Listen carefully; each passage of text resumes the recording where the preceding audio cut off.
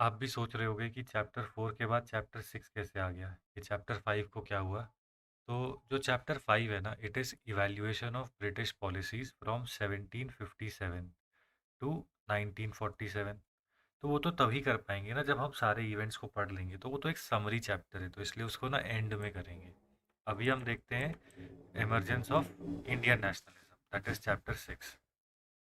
बिपिन चंद्रा क्या कहते हैं?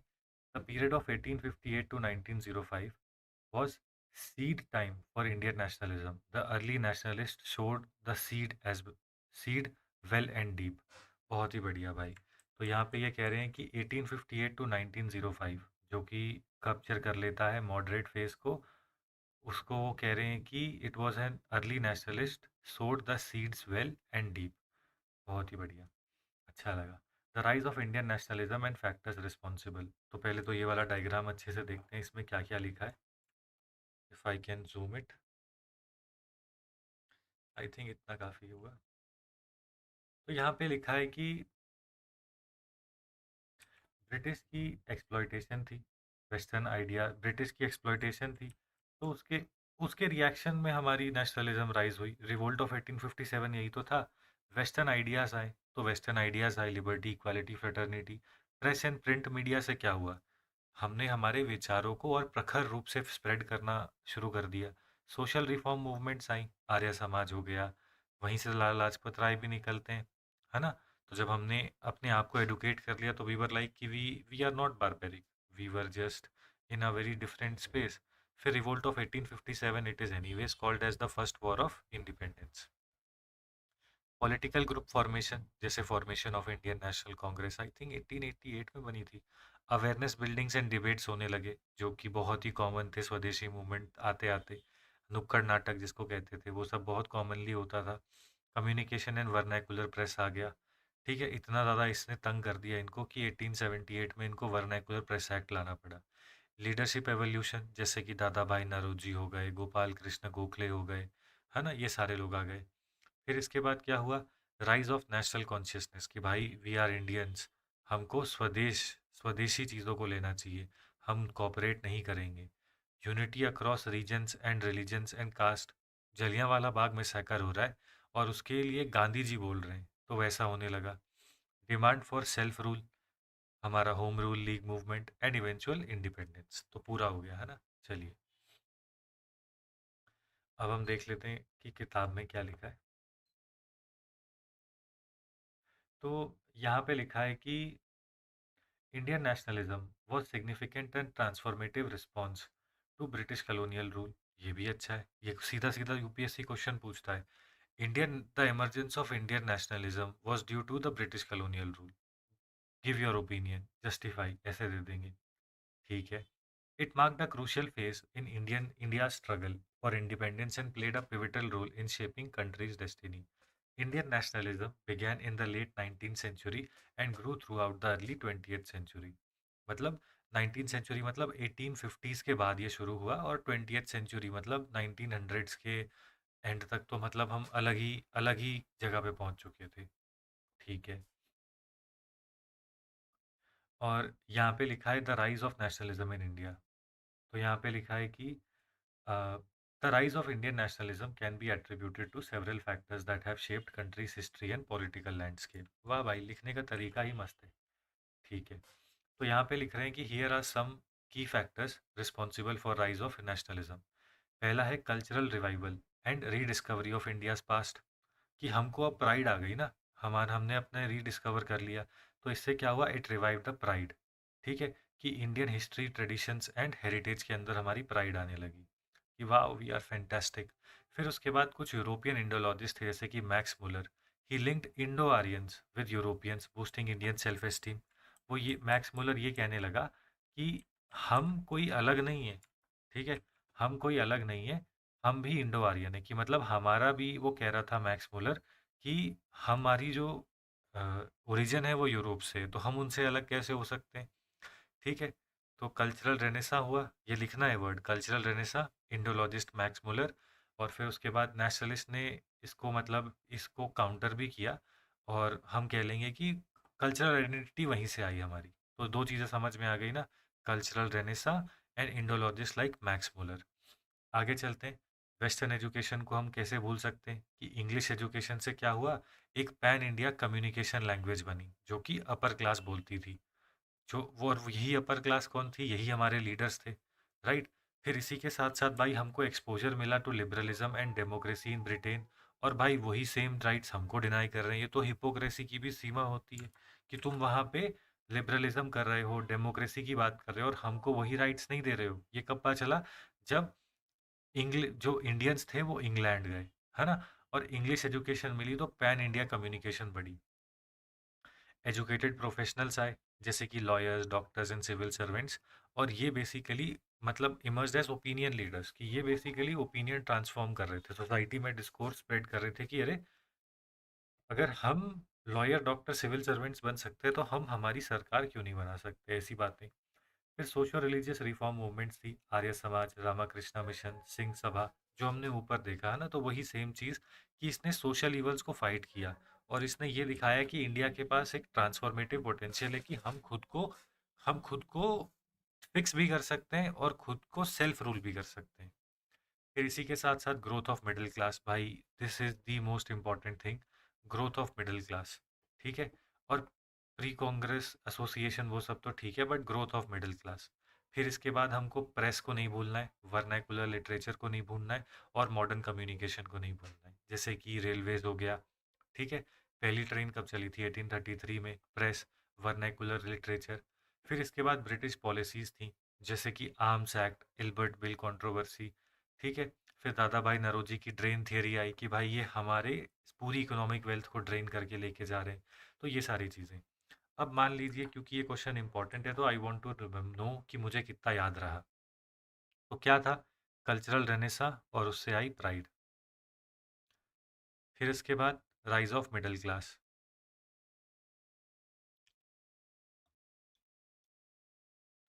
इसके बाद थर्ड क्या होगा, ड्रेन की थ्योरी। फिर क्या होगा, हम कहेंगे वेस्टर्न थॉट।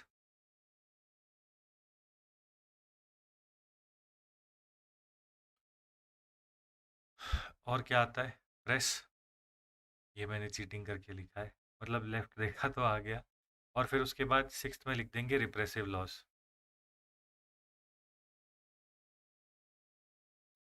और उसके खिलाफ क्या, रेसिस्टेंस। ऐसे कैसे ले आए तुम ये लॉस, ठीक है, तो रिप्रेसिव लॉज एंड रेसिस्टेंस। आगे देखते हैं, early political organisation and their achievement. कोई नहीं पूछ रहा, कोई नहीं पूछ रहा, बस हमें नाम पता होने चाहिए, ठीक है। एक तो पता चले भाई। अच्छा, नाम तो नहीं लिखे शायद, हाँ यहाँ पे लिखे हैं, तो कोई टेंशन नहीं है। ये एक बार देख लेते हैं।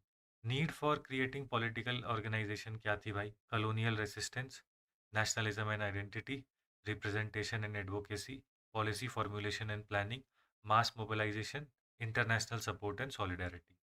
बढ़िया भाई, अच्छे पॉइंट्स हैं। ये कह रहे हैं कि भाई कॉलोनियल पॉलिसी की तरफ रेसिस्टेंस देनी थी, इसी के साथ साथ क्या कहते हैं, मास मोबिलाइजेशन करनी थी, एडवोकेसी फॉर इंडिया के राइट्स के लिए, इंटरनेशनल सपोर्ट के लिए। बस इतना ही, पॉलिसी फॉर्मुलेशन क्या ही करेंगे, बस इतना ही, ये मुझे चार लगते हैं। और इसी के साथ साथ ऑफ कोर्स नेशनलिज्म, कि वो नेशनलिज्म को वेंट भी तो देना है। चलिए, अब देखते हैं कुछ पॉलिटिकल इंस्टीट्यूशंस जो कि आए थे कांग्रेस से पहले।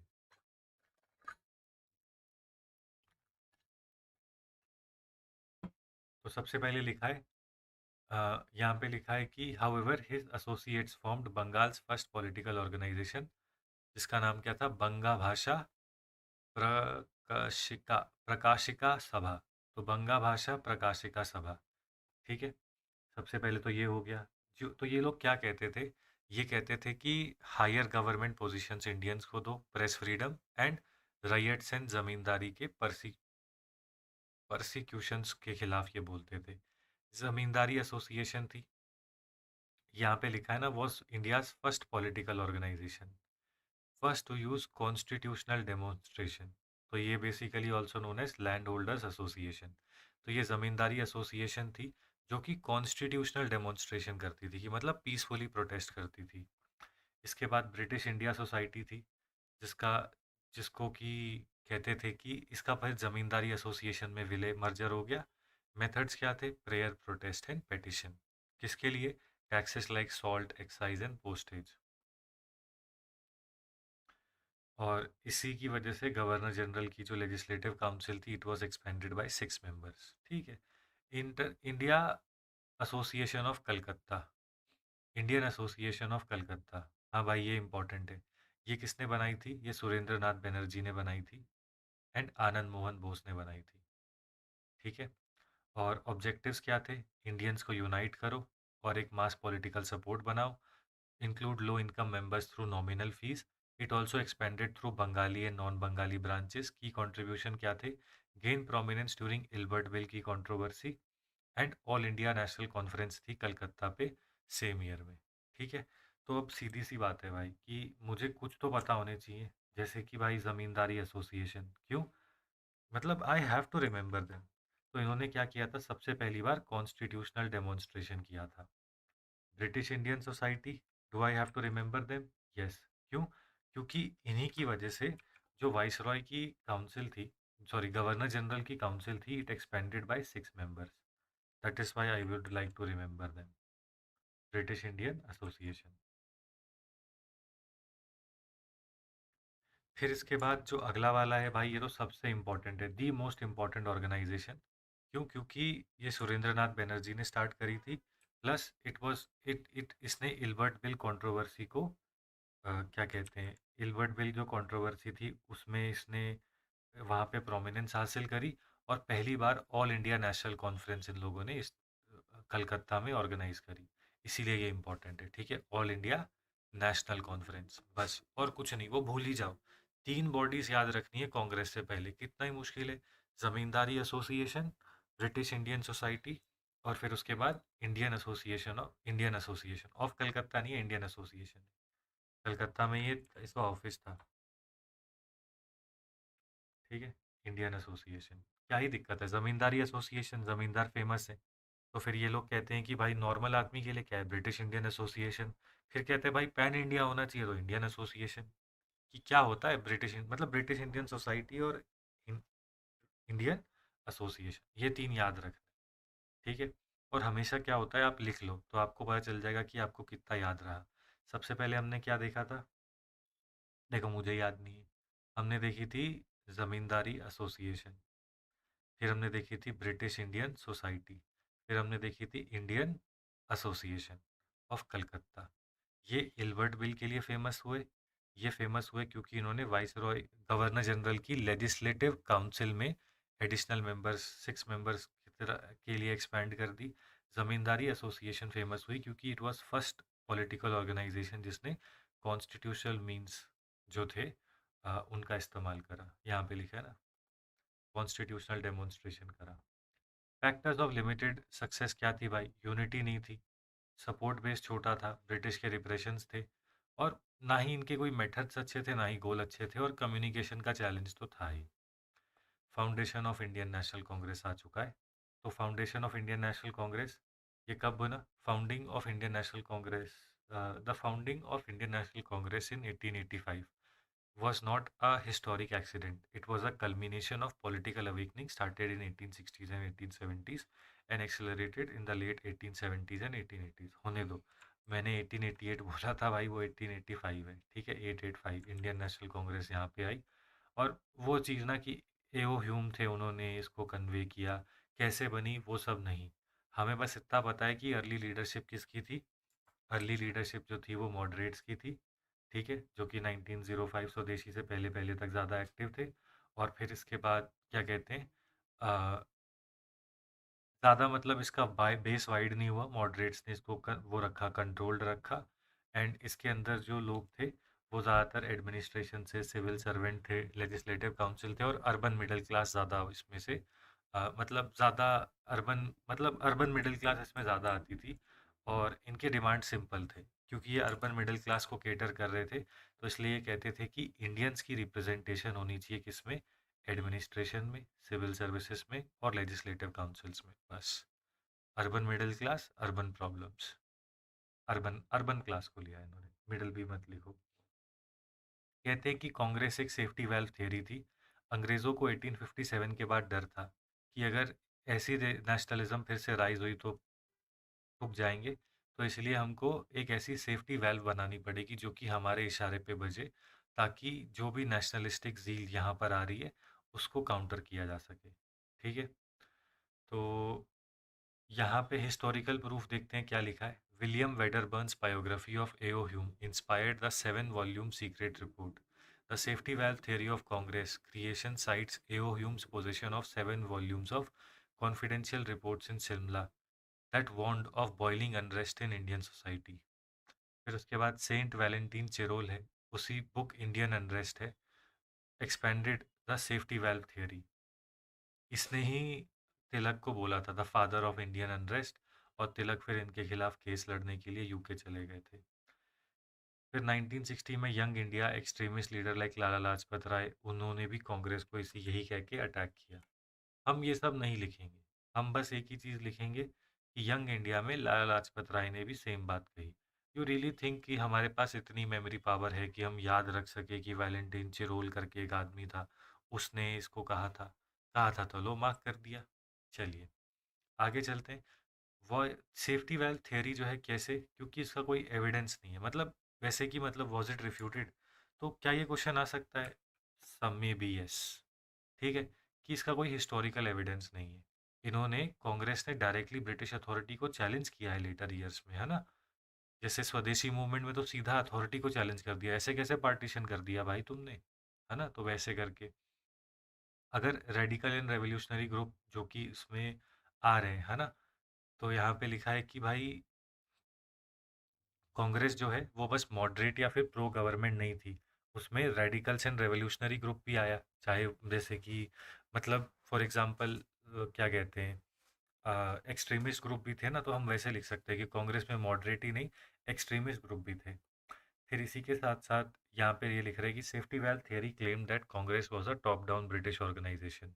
इन reality Congress became a platform for Indians to express aspirations for self rule, shaping nationalist sentiment. ठीक है, तो कॉमन सा लाइन हो गई। फिर उसके बाद रिप्रेसिव ब्रिटिश मेथड्स, यहाँ पे अगर आप देखें तो लिखा है British authorities use repressive tactics against nationalist movement including Congress. Dufferin ने ये कह दिया था कि we can not allow Congress to exist, ये डफरिन ने कहा है। Congress shift from reform to independence showed its was role was more than just a safety valve. ये भी अच्छा है। कांग्रेस ने स्वराज की बात करी ना, कांग्रेस ने पूर्ण स्वराज की बात करी ना, तो ये इसका रोल रिफॉर्मेटिव कैसे हो सकता है, ये कह रहे हैं। ठीक है, बहुत ही सिंपल सी है, आपको बस जस्टिफिकेशन देनी है कि कांग्रेस जो थी उसमें मॉडरेट्स थे तो उसमें रेवोल्यूशनरीज थे, बेस एक्सपैंड हुआ 1905 में तो आमने सामने आ गए। कांग्रेस ने स्वराज की बात करी, कांग्रेस ने पूर्ण स्वराज की बात करी, कांग्रेस जो है उसने मंच मतलब उसने प्लेटफॉर्म दिया टू वेंट आउट, तो मतलब कांग्रेस ने प्लेटफॉर्म दिया वॉइसलेस सोल्स को, है ना, मासिस की एनर्जी को गैदर किया, which was evident even in the swadeshi movement and its successful, and it was successful in an element of partition, ऐसे करके लिख दिया, खत्म। एम्स एंड ऑब्जेक्टिव क्या है, तो यहाँ पे लिखा है कि as per Bipin Chandra Congress has 2 basic objectives. One was nation building, दूसरा था इंडियन आइडेंटिटी। ठीक है, खत्म, बात ही खत्म। ठीक है, तो यहाँ पे लिखा है कि लोगों को असेंबल करना, लोगों को मोबिलाइज करना। ठीक है, तो हो गया। तो हमको समझ में आ गया कि कांग्रेस के ऑब्जेक्टिव क्या थे फॉर्मेशन के। एक था नेशन बिल्डिंग,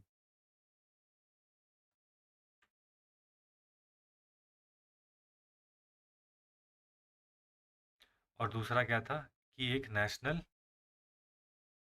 आइडेंटिटी होनी चाहिए। बस आगे देखते हैं क्या लिखा है। To reach out to all religions and alleviate minority worries, Congress जो था वो एक सेक्युलर नेशन को कंस्ट्रक्ट करना चाहती थी। सेक्युलरिज्म, लो भाई, 3 मिल गए, और भी मिलेंगे। Social reforms was off limit to the Congress. Dadabhai Naoroji made it explicit in his presidential address to the second Congress, he believes Congress should only address national issues. इसके लिए ना एक वो भी बनाई थी इन्होंने, कांग्रेस सोशलिस्ट कॉन्फ्रेंस, ऐसा नेशनल सोशलिस्ट कॉन्फ्रेंस ऐसा कुछ बनाया था इन्होंने। नेशनल सोशलिस्ट कॉन्फ्रेंस ऐसा कुछ बनाया भी था, तो वो उनका रिफॉर्मेटिव विंग था। ठीक है। अब ये कह रहे हैं कि भाई कांग्रेस के अर्ली फेज में वीकनेस क्या थी? एलीट लीडरशिप थी, जो एलीट लोग थे जैसे सुरेंद्र नाथ बनर्जी, दादा भाई नौरोजी, डब्ल्यू सी बनर्जी, है ना, एओ ह्यूम्स, ये सारे के सारे एलीट लोग थे, वो लोग आ रहे हैं। ठीक है। मॉडरेट के मेथड्स क्या थे? प्रेयर, प्रोटेस्ट, प्रोटेशन, कौन ही मानता है? ठीक है, गांधीगिरी जिसको कहते हैं, कौन ही सुनता है? फिर उसके बाद मासेस को इन्वॉल्व नहीं किया। मॉडरेट कहते थे कि masses are not even ready. ठीक है। रीजनल इम्बैलेंस था, मतलब कलकत्ता, बॉम्बे, मद्रास, बस यही था। कलकत्ता, बॉम्बे, मद्रास, तो it was only in the urban centres. फिर उसके बाद सोशल इश्यूज़ के ऊपर तो इन लोगों ने सोशल इश्यूज़ के ऊपर थोड़ा सा एक साइलेंस थी। कम्युनिकेशन गैप्स भी थे। इंग्लिश जो थी वो एक प्राइमरी लैंग्वेज फॉर कांग्रेस थी। Preceding and communication excluded large part of population जो कि इंग्लिश में नहीं थी। तो कांग्रेस की जो लैंग्वेज थी वो थी इंग्लिश, क्योंकि और किसी को कुछ आती नहीं थी। चलिए आगे चलते हैं। अब आया है कि approaches and limitation of moderate phase क्या था? मेथड्स अडॉप्टेड बाय मॉडरेट क्या थे? प्रेयर एंड पेटिशन, कि भाई हम प्रे करते हैं कि आप हमको राइट्स दो, और हम फॉर्मली आपको पेटिशन दे रहे हैं, मतलब एक डॉक्यूमेंट में लिख के दे रहे हैं कि भाई ये हमारे लिए कर दो। फिर उसके बाद यहाँ पे लिखा है कि voice of the people, petitions were framed in the name of Indian people. Economic critic of colonialism जो कि दादा भाई नौरोजी ने किया। पब्लिक एंगेजमेंट होती थी, मीटिंग्स एंड कॉन्फ्रेंसेस लगाते थे ये लोग to educate and mobilise public opinion. Press and publication, strategic cooperation, moderates engaged with sympathetic British officials and used legislative councils to highlight grievances and push reforms. Education and international advocacy, जैसे दादा भाई नौरोजी जो थे वो तो मतलब उनके जो काम थे यूके में, है ना, to highlight the plight of Indians among the masses of UK. भाई I think this is the best, मतलब फैंटास्टिक है, मतलब इतना तो मैं भी नहीं सोचता। क्या है यहाँ पे ये भी देखेंगे, ये सबसे इम्पोर्टेंट है ये वाला, कि भाई इनको क्या क्या सक्सेस मिली। ठीक है। तो यहाँ पे क्या लिखा है? सबसे पहली चीज़ कि भाई ये प्रेयर एंड पेटिशन की इनकी पॉलिसी थी। फिर इसके बाद ये कहते थे कि वॉइस ऑफ द पीपल ये बने। ये कहते थे कि petitions were framed in the name of Indian people. ये तो कहीं पे भी मैंने पढ़ा नहीं है आज तक। ठीक है। जो पेटिशंस हैं they were in the framed in the name of Indian people. ठीक है। या फिर petitions were filed on the behalf of Indian people. भाई मैं तो शॉक हो गया हूँ ये पढ़ के। फिर इसके बाद क्या हुआ? इन्होंने आइडियोलॉजिकल बेस नहीं दिया। उसी को कहते हैं क्रिटिक ऑफ कॉलोनियलिज्म, कि ड्रेन ऑफ वेल्थ हो रही है हमारी। इसी के साथ साथ पब्लिक एंगेजमेंट तो ठीक है, बट इन लोगों ने प्रेस एंड पब्लिकेशंस भी तो करी। तो प्रेस ठीक है, मतलब प्रेस एंड पब्लिकेशंस करी। फिर इसके बाद इन लोगों ने स्ट्रेटेजिक कोऑपरेशन करी।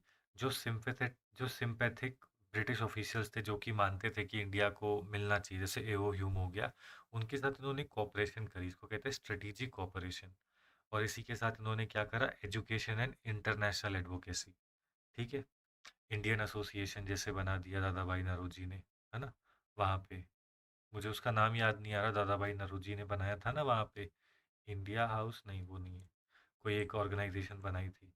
तो फैंटास्टिक, मतलब मेरे लिए जो सबसे अच्छा था वो ये वाला था भाई। मतलब इसको तो मैं लिख लूँगा कहीं पे कि दे जो भी पेटिशन वो करते थे इन the name of the people करते थे। एंड फिर इसी के साथ साथ उन्होंने स्ट्रेटेजिक कोऑपरेशन करी। अच्छा शब्द है। अब देखते हैं कि भाई मॉडरेट्स ने क्या सक्सेस हासिल करी, जिसके दे कैन ऑल्सो आस्क। तो यहाँ पे लिख रहे हैं कि एक्सपेंडिंग द काउंसिल्स। क्या बात है। तो यहाँ पे लिख रहे हैं कि एक्सपेंडिंग द काउंसिल्स, तो इसमें मॉडरेट्स जीते। Demand for elections and voting power and nominations were used in central and provincial legislative councils. बढ़िया।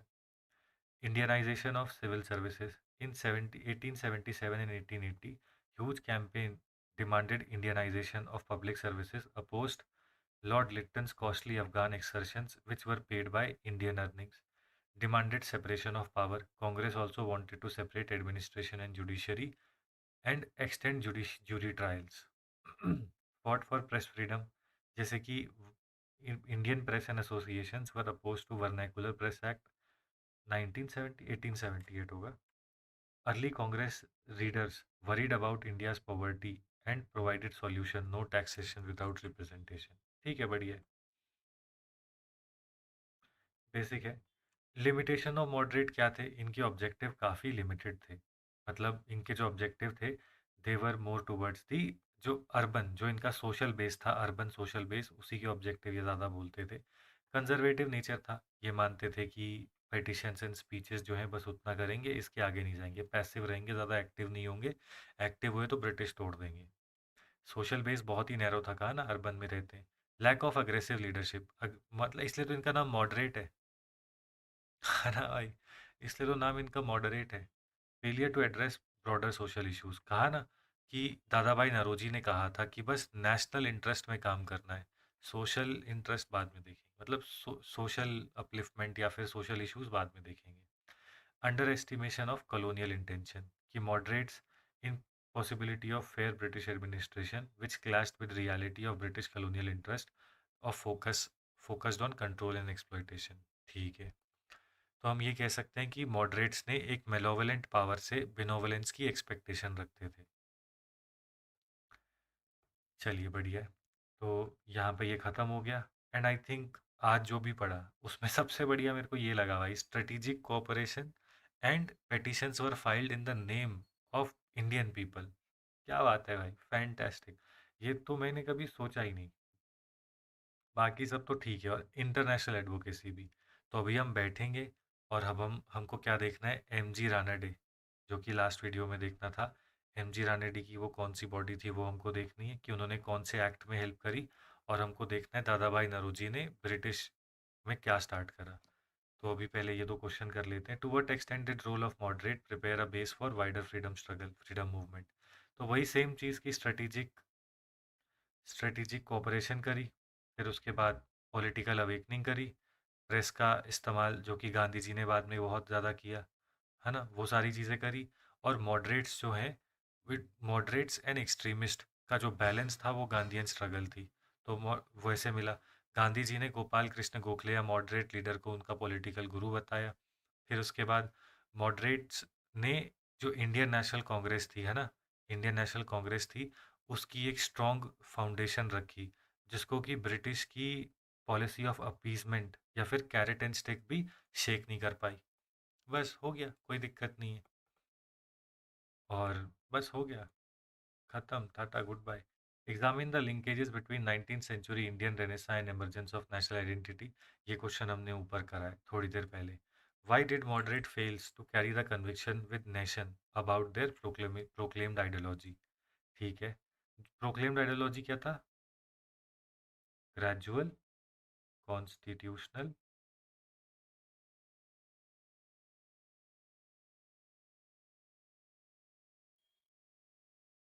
ग्रेजुअल कॉन्स्टिट्यूशनल क्या कहते थे उनको? आ, एक वर्ड था उसके लिए। ठीक है, रिफॉर्म कह लो चलो। ठीक है। एंड पॉलिटिकल गोल्स, जो कि क्या थे उस समय पे? स्वराज, जो कि अभी सेल्फ रूल मतलब इंडिपेंडेंस की तरफ नहीं था, है ना, which was self rule but not independence by the end of 19th century. तो यहाँ पे क्या आ गए थे? एंड ऑफ 19th सेंचुरी में क्या आ गए थे? एक्सट्रीमिस्ट, है ना। और ये एक्सट्रीमिस्ट ने क्या करा? मास बेस्ड कर दिया। इन्होंने रिलीजन सिंबल्स का इस्तेमाल किया गैदर करने के लिए, ये नहीं करते थे, ये सेक्युलर रखना चाहते थे, ऊपर लिखा था। फिर इसके बाद ये जो अप्रोच थी, है ना, ये जो रेडिकल अप्रोच थी, ये ज़्यादा सूटेड थी फॉर मास मूवमेंट। इसने मतलब बेसिकली, मतलब रेडिकल अप्रोच जो है वो ज़्यादा सूटेड करी टू टू मासेस, है ना, क्योंकि ये जो थे इनका बेस इंटेलेक्चुअल था, इनके बेस मासेस थे। फिर इसके बाद हम कहेंगे कि जो मिडिल क्लास जो एक्सपैंड हो गई, है ना, मिडिल क्लास जो कि एक्सपैंड हुई, या फिर अर्बन अर्बन मिडिल क्लास जो एक्सपैंड हुई, है ना, उसे एक्सट्रीमिस्ट जो ओपिनियंस थे वो ज़्यादा सूटेड लग रहे थे। और ये हम कहेंगे कि प्रेस की वजह से पॉलिटिकल अवेकनिंग ज़्यादा हो गई थी। तो अब जो है वो बेसिकली जो मॉडरेट्स थे, है ना, प्रेस, हम ये कहेंगे ना कि प्रेस की वजह से जो प्रेस की वजह से आइडियोलॉजीज लाइक फ्रेंच रेवोल्यूशन, फिर उसके बाद हम कह देंगे कि अमेरिकन रेवोल्यूशन, तो उन्होंने बताया कि अभी तक ऐसा कोई एग्जाम्पल ही नहीं है जहाँ पे कॉन्स्टिट्यूशनली डिमांड करके आज़ादी मिल गई। तो एक्सट्रीमिस्ट मेथड जो है, it was more close to the lines of American revolution and French revolution, कुछ ऐसा लिख सकते हैं।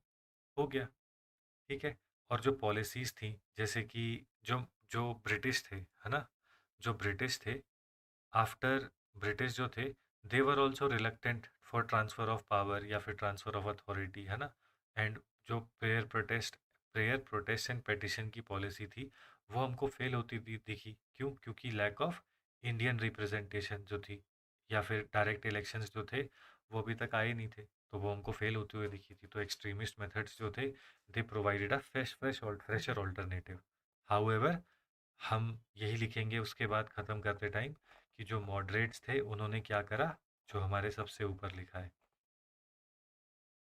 ये वाला, कहाँ गया ये वाला, कि moderates, they were the early nationalist who sowed the seed well and deep, Bipin Chandra, खत्म। ठीक है, ऐसे ही लिखा जाता है। कुछ कुछ ऐसे पॉइंट्स मिल जाए ना ऐसे, कि मतलब मॉडरेट्स ने क्या क्या करा है, जैसे वर्नाकुलर प्रेस एक्ट के टाइम मॉडरेट्स हैं, इंडियन काउंसिल एक्ट 1892 के टाइम मॉडरेट्स हैं, फिर उसके बाद expansion of voice Royce executive council, उस टाइम पे मॉडरेट्स हैं, वॉइस रॉयस लेजिस्लेटिव काउंसिल, है ना, उस टाइम पे मॉडरेट्स हैं। सिविल सर्विसेज की इंडियनाइजेशन की तरफ पुश, एडमिनिस्ट्रेशन के जॉब की तरफ पुश, है ना। तो 1900 में जितने भी हमको क्या कहते हैं, जितने भी हमको कॉन्स्टिट्यूशनल क्या कहते हैं उनको, एडवांसेस कहते हैं, लीवेज कहते हैं, क्या कहते हैं, जितने भी हमको कॉन्स्टिट्यूशनल अचीवमेंट्स मिले, उनके फाउंडेशन मॉडरेट्स ने रखी। ऐसे करके बोल के ख़त्म कर दिया। अब हमको दो चीज़ें देखनी है। सबसे पहली चीज़ तो ये भाई, कि दादा भाई नाव नरोजी ऑर्गन नरोजी फाउंडेड, क्या फाउंड किया इन्होंने, ईस्ट इंडिया एसोसिएशन। ठीक है, तो दादा भाई, वो वहाँ पे लिखा है ना, अब कहोगे भाई ये काहे पढ़ा रहा, यहाँ पे देखो ये लिखा है ना, एजुकेशन एंड इंटरनेशनल एडवोकेसी। तो इसके लिए दादा भाई नरोजी क्या लेकर आए थे, कनेक्ट करना जरूरी है ना, तो क्या लेकर आए थे, ईस्ट इंडिया एसोसिएशन। हमने एम जी रानाडे को देखा था, जो कि प्रार्थना समाज से रिलेटेड थे, तो उसका भी देख लेते हैं कि एम जी रानाडे किस में थे। M G Ranade help in passing which act, ऐसे तो नहीं लिखना चाहिए, बट ठीक है, इतने में गूगल समझ जाएगा। हाँ, remarriage widow, M G Ranade significantly influential but momentum, why M G Ranade की फ़ोटो लगा, विडो रीमैरिज एक्ट 1856 की बात कर रहे हैं। ठीक है, एम जी रानाडे पैदा कब हुए थे, 1842 में। ओके, तो एज ऑफ कंसेंट एक्ट किसकी वजह से था, एज ऑफ कंसेंट, भाई मुझे लग रहा है ज्योतिबा फूले इसका आंसर है, एज ऑफ कंसेंट एक्ट,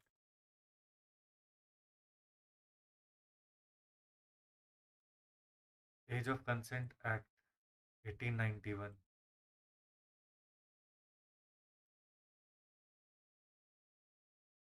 ठीक है, इसके लिए कुछ भी नहीं है, तो एम जी रानाडे ये कह रहे हैं कि वो जो विडो रीमैरिज था उससे रिलेटेड था। ठीक है, और कुछ नहीं है, दैट्स इट। तो जो हमको कल देखना था वो हमने यहाँ पे देख लिया आज। ओके, तो भाई जब भी मॉडरेट्स का क्वेश्चन आएगा तो ये ज़रूर लिखना कि भाई इंटरनेशनल एडवोकेसी में उन लोगों ने, मतलब इंटरनेशनल एडवोकेसी इन लोगों ने करी, भारत के राइट्स के लिए इंटरनेशनल ओपिनियन बनाया, जैसे कि ईस्ट इंडिया एसोसिएशन बाय दादा भाई नौरोजी, एंड इन्होंने क्रिटिक किया कॉलोनियल रूल का, और इन्होंने जो पिटिशन फाइल करते थे, it was framed in the name of Indian citizen. क्या बात है भाई, इंडियन ने इंडियन इंडियन पीपल सिटीजन